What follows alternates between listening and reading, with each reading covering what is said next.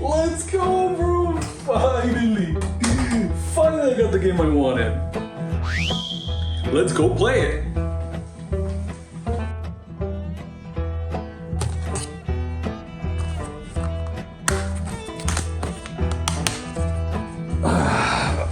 Oh yeah.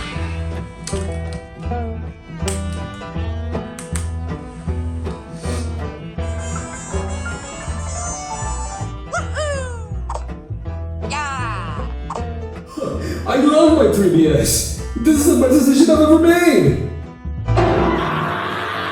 Yay! I just bought my brand new copy of my favorite game called Generic Live Service Game number 27, available exclusively, I think, of the brand new and super cheap Xbox Series X.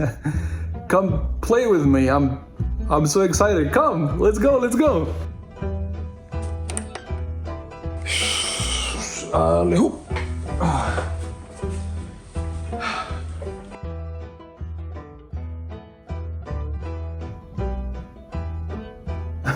It's okay. I can wait. Okay guys, call me crazy here, but am I the only one that misses when the entire game was on the disc, cartridge, and even the whole game itself? Yup, I'm talking about you fucking digital games. We live in a time where not only is the full game not available on whatever physical media of our choosing, but developers sell us more and more unfinished games that they will quote-unquote fix later on with a huge day one patch, or finish the game by selling us future DLC that was announced before the game even came out. So, all I have is one question. What the heck happened? And before somebody puts in the comments like, oh bro, you're just a boomer. This new digital era is so much more convenient. I can buy a game from the comfort of my own home. You're just a boomer. Okay, first of all, number one, ouch. A boomer? Seriously? I'm not a boomer. One of the first few consoles I played back when I was a kid was the PS2, I believe. It hasn't been that long, right? Right?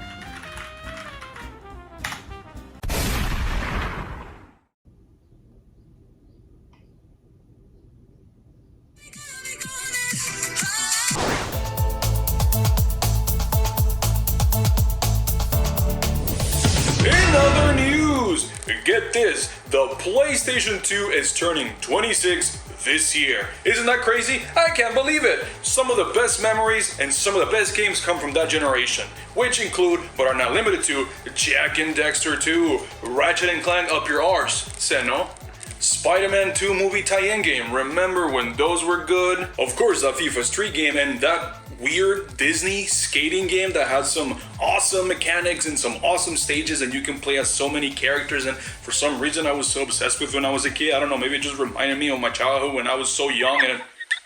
Wait. Uh-huh. Oh wow, okay, yeah, okay. Alright. Get this, we got some more breaking news! Yeah, I'm getting old as fuck.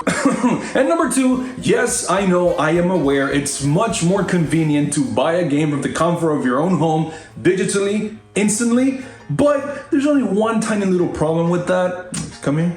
Yeah, just come here real quick. You still don't own it! Does that not bother anybody? I mean, this is more of a concern for console digital games because as history has entailed, it seems that every or so generation, you might not get access to your own games anymore unless you keep that specific console. You know, think Xbox 360 to the Xbox One, PS3 to PS4, and of course Wii U to Nintendo Switch. Now, you can make the case that consoles have touched a graphical ceiling to the point that it makes no sense to not make your old games backwards compatible with the previous generation. Yes, that's right, we're still getting 2026 releases on the PS4 and on the Xbox One. Why the heck would I buy the new Xbox 720 or the new PS6 if I can play the new games on my PS5 or my Series X? That shit don't make no sense. Funny enough, the only company that gives you full ownership of your games at this point in time is the one that also happens to make some of the best and most fun games in the industry, Nintendo, baby. Oh yeah! Not anymore!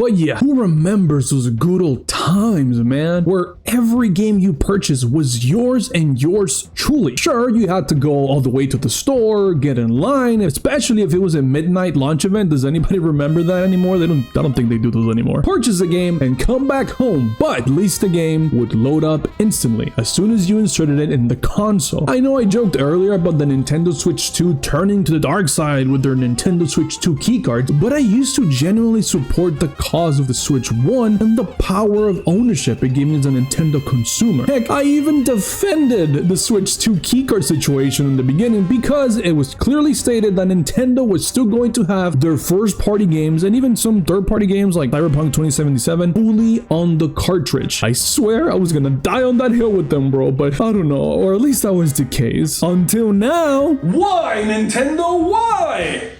You know what, bro? I am tired of being a joke to these corporations, man. I give them my hard-earned money, and this is how they repay me? By taking away the power of ownership from me, you, us, the consumers? I am done with this freaking bullshit, man. Fuck this shit. Oi, Huey. So, Via Red and Leaf Green are out on Switch 2, and they're $20 a pop. What do you think? Oh, yeah, I'll take one of each. 20, right? Yeah, I'll take one of each. It's fine.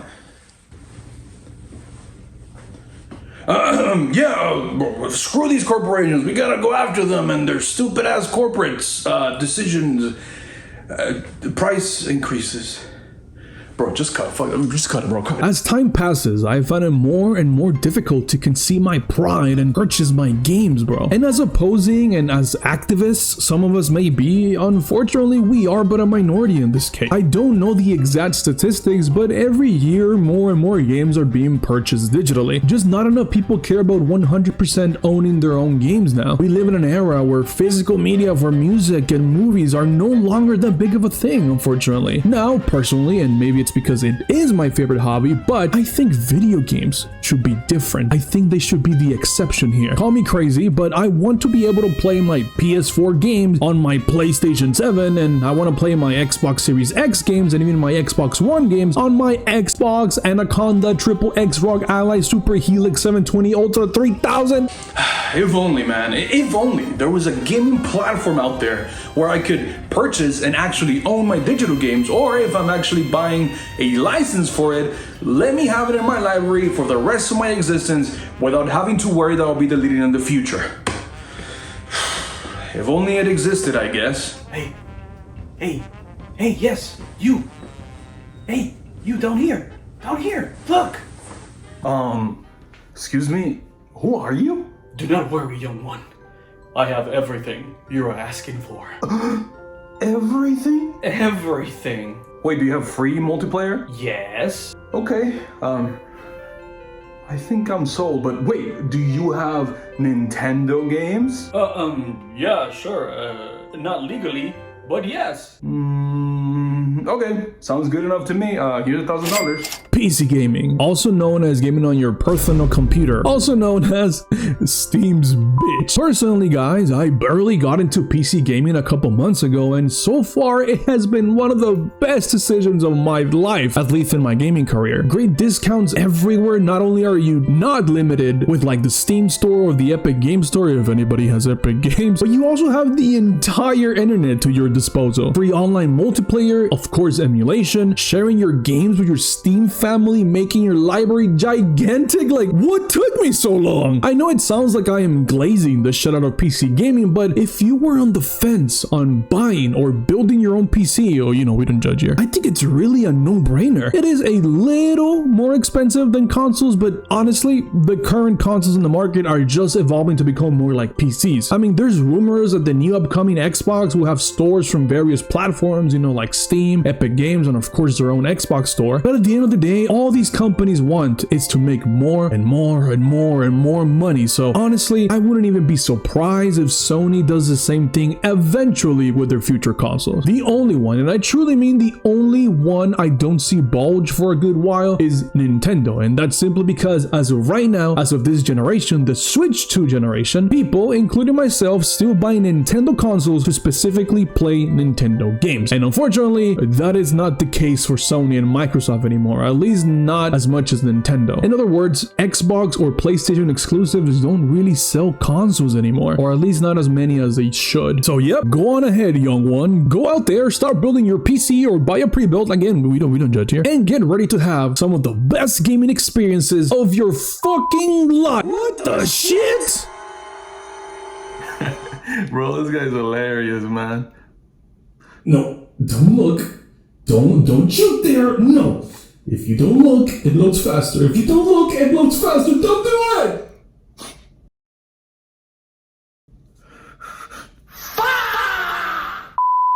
What the fuck happened to the price of RAM or just any components in general? I mean, don't get me wrong, building a PC before the price increases used to cost a leg before, but now it costs 2 legs and 99 cents. However, after doing some extensive research, it turns out that the main reason why RAM prices or PC components in general are just skyrocketing in price is because of AI data centers.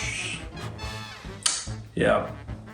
Whatever it takes to get my daily brain rot, I guess. Trust me guys, PC gaming has a lot of positives. It just so happens that we're living in a time that it's one of the worst times to get a PC. And well, sometimes it's just out of your control. And it doesn't help that all these corporations are just following along. Now, of course, I could somehow understand that since everybody is raising the prices, even Valve is increasing prices of their Steam Deck, it's just out of our control and we just can't really do anything about it besides just voting with our wallets.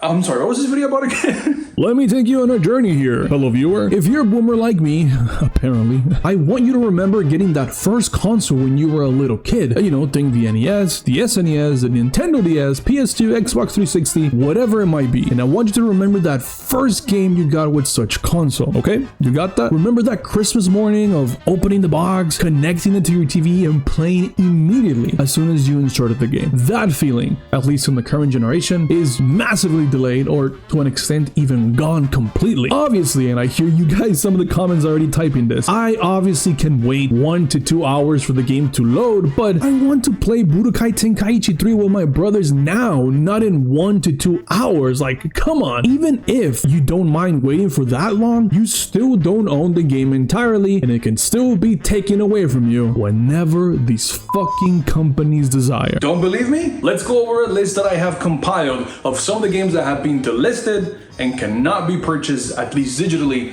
anywhere else. Except by a few, but I'll explain later on. But I hear you type in the fucking comments. You can technically still play these games as long as you have them downloaded in your library, or as long as you bought them physically back when they came out, yada yada yada. Yes, I know, if you bought them back in the day, especially physically, most of these examples you'll still be able to play today with no interruptions or nothing like that. But my main counter to that is that, come on guys, you cannot buy every single game that just releases on a monthly basis. You know, what happened to this hobby being something for everyone, something cheap to get into and just buy a couple games here and there throughout the year and just having a good time with them? Heck, some of these games I never even heard of because I wasn't a fan of the franchises, but now it's like I have to find a physical copy somewhere. But I guess it's just harder than ever to do that. And even if I did, they're so expensive. Yes, and I hear you all say that, oh, but you can just emulate it. I usually don't like to emulate unless I really have to. I just want to have the physical copy or just have it in my freaking digital library. Why does it have to be so complicated? So yeah, without further ado, let's jump into the list. For those of you that are not aware, Telltale Games is the studio responsible for some of the best movie games ever made, like Telltale's The Walking Dead, Guardians of the Galaxy, Game of Thrones, amongst many other franchise games. However, making games about popular franchises certainly gave them some instant recognition, but not only was the strategy one of their biggest assets, it also ended up being one of the worst liabilities down the line. In 2018, Telltale Games had to shut down and file for bankruptcy due to poor financial management and the reliance on super popular IP. And after such incident, some of their franchise games were digitally discontinued. You know, Game of Thrones, Guardians of the Galaxy, and the one that hurt me the most, Minecraft Story Mode. I know, it's basically just a movie game, but it's Minecraft Story Mode, man. I want to be able to play that. Funny enough, I used to have it physically, at least the first season, but it just got lost somehow. I can't find it. That was so long ago. And now if I want to rebuy it or just get the complete edition of the game, which I didn't even know existed, I have to either one, buy it physically, which is kind of expensive, I believe, or two, emulate it. But where's the magic on that? It's an Xbox 360 game. Or you know what? Even better, where's my copy of Minecraft Story Mode, Mom? Where is it? Where'd you put it? I fucking love that game. Another good example will be the Xbox ports of the Orange Box and other Valve games such as Left 4 Dead 1 and 2, Portal 1 and 2, etc. And as of the recording of this video, you can't buy these games digitally anywhere besides, of course, the Steam store page, which honestly, it's probably the best place to buy them anyway, especially Left 4 Dead because of the awesome mods that Valve encourages players to download and try instead of, I don't know, suing them on Nintendo. I believe Valve made these ports back in the Xbox 360 and PS3 generation because PC gaming was not as big as the console market at the time, and it was barely growing into popularity like it is today. So Valve was willing to port their games to other platforms to attract new players. But all these years later, Valve is the only one with digital access to their own games, unless you bought them physically or digitally when they were available. But don't you worry about those games. If you want to have a similar, and some might even argue, better experience than those games and your modern $700+ console, you have this masterpiece. Oh yeah. Come on, play it. It's like a couple bucks. Come on, play it. That game sucks balls. It must have been the wind. Oh, how could I forget about this one? Deadpool the game released for the Xbox 360, PS3, Xbox One, and PS4, and I guess it still didn't make enough? What? How come? It's one of Marvel's most popular superheroes of all time. What the fuck happened? Oh, the game came out before the movie. Yeah, that makes sense. Yeah, guys, I'm not afraid to admit it. I didn't even know who Deadpool even was until I saw the first movie back in 2016. I know, I am a normie. You leave me alone. I can't keep up with everything, okay? Not only that, but the game got delisted not once, but twice. When Deadpool and Wolverine came out back in 2023, I believe, the physical copy of the game skyrocketed in the used games market, making some copies reach even over $100 fucking dollars. $100? One question, are you insane? There is no way in hell I would pay that much for the base version of a game. Bro, no game deserves to be worth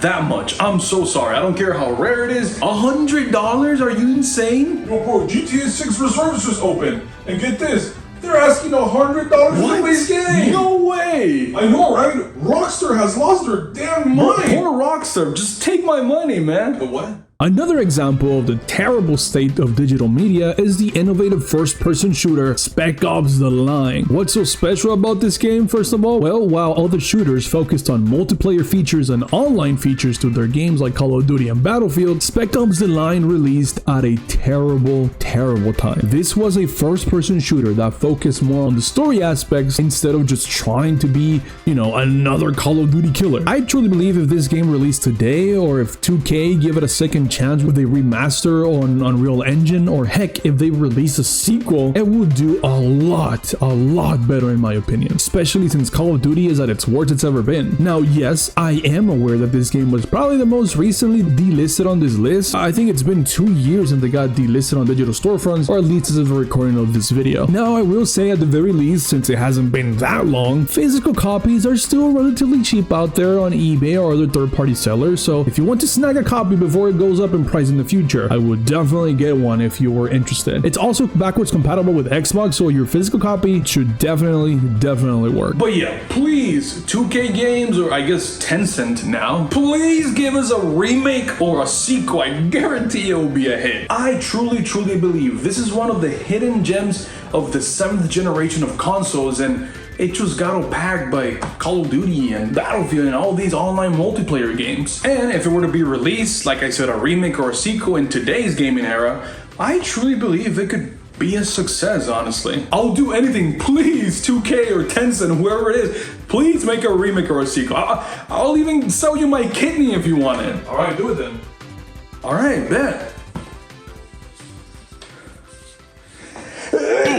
So So this incident may not have been the first one in the history of delisted games, but it certainly was the one that ignited this whole debate to a massive scale in my opinion. Of course, I'm talking about The Crew. In short, The Crew was an online-only racing game whose license expired back in 2024. Now, I might hear you ask, well, what's so different this time? The other games still got delisted, right? You silly fuck. Ubisoft, aka the devil, had the balls to remove, yes, you heard that right, remove the game from your personal library you bought from their crappy digital storefront. And still, to put more salt on the wound, they had the audacity to tell us that we should be comfortable with not owning our games. Like, what? Hey guys, don't worry. My physical copy of Assassin's Creed Unity is safe with me. There's no way it can be taken away like this, right? You stupid little customer. You think you can own your own games? You need to get comfortable with not owning your stuff.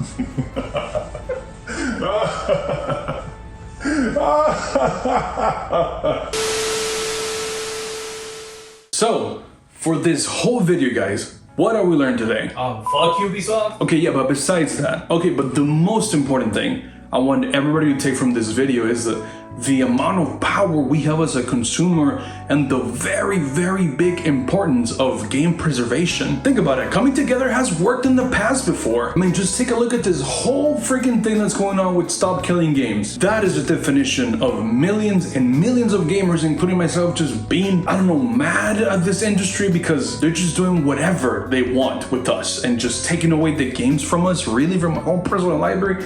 That is insane. I truly believe that Stop Killing Games has the opportunity to just make a dent on this industry and actually make something happen for once. And oh my god, don't even get me started. The fact that I see so many people defend these corporations is insane. People are like defending price increases of consoles and games, delisting old versions of games so the new company can sell you the new product with less content even sometimes. And amongst other things is what some bootlicking individuals are doing right now. And to all those people, I have one thing to say. Let me remind you all of something. These corporations are not our friends. And the sooner everybody as a collective realizes that, we're never gonna make any progress. When they try to get away with something, and not only do you support it with your wallet, you also defend it online, what they're gonna keep on doing is just trying the next thing, and the next thing, and the next thing, until we say that's enough. So please, stop being complacent with mediocrity and just demand better. And honestly, for most of the time, and this has worked a few times, but these corporations, they don't care about your opinions online if you're still gonna buy the damn product anyways. Like in this video, we were talking about the Switch 2 keycards. People still bought Pokopia and it sold like a crap ton of money. Now, it's a great game, apparently. I haven't played it yet, but where's the logic on that? So to finally leave you with this, no matter what you post online, for most of the time, it doesn't matter if you defend them, if you're against them, at the very end of the day, the most powerful thing we all have is our wallet. And I think that's how you get the message across. You first not support or support with your wallet, and then just hit them where it hurts. And hopefully, if anything, with Stop Killing Games and with millions and millions of people, including myself, just not being content with what's going on in the industry, I think we can actually make something work. So, yeah. Thank you for watching. Bro, who does this guy think he is? I would definitely pay $100 for GTA 6. I will pay $200 if I have to. I don't give a shit. Oh, my average gunner and looter microtransaction-infested game is definitely ready. I cannot wait to clap some cheeks. Let's go!